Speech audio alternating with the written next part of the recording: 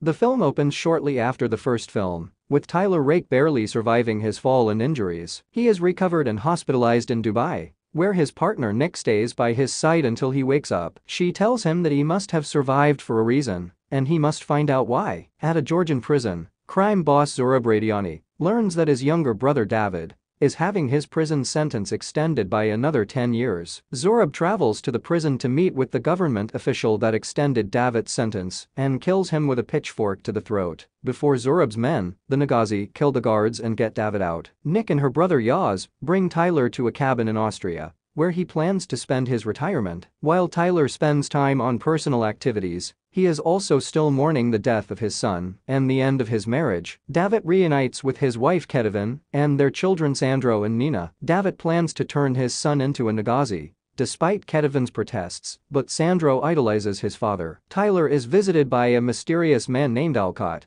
who manages to talk him into listening to a job offer. Alcott tells him about the Nagazi and how Zorab and David escaped with their family from the Georgian Civil War, but endured abuse from their father, leading Zorab to become overprotective of his brother. Tyler is tasked with recovering Kedivin and her kids from the prison. They are being kept in with David. He proceeds to recruit Nick and Yaz before getting himself in shape for the mission. The trio arrive at the prison and sneak into Kedivin's cell. While Tyler manages to get her and the kids out without waking up David, prisoners loyal to him become alert and force Tyler to move faster. He fights off some of the prisoners, but ends up running into David, who fights him in a brief scuffle that ends with Tyler stabbing David's neck. As they make it outside the prison, Tyler has to fight off more inmates and guards who are engaged in a violent riot. Tyler guides the family to Nick and Yaz's van, but Zorab quickly learns of his brother's death and sends his men after everyone. After a lengthy car chase in which Nina is injured, everyone runs onto a train that gets pursued by a chopper with more of Zorab's men. Tyler kills more goons and braces the family as the train derails and crashes. Zorab identifies his brother's body and gathers his men for revenge. Meanwhile, the heroes and family recover, but Sandro is angered to learn that Tyler killed his father. They board a plane, where Nick finds out that Kedivin is Tyler's former sister-in-law. They have a brief moment reflecting on Tyler's marriage to her sister, while Sandro secretly contacts Zorab to alert him of their whereabouts. The team brings the family to their safe house in Vienna. There Tyler talks about his personal history with Nick, and later with Sandro, after he confronts him for killing David. Moments later,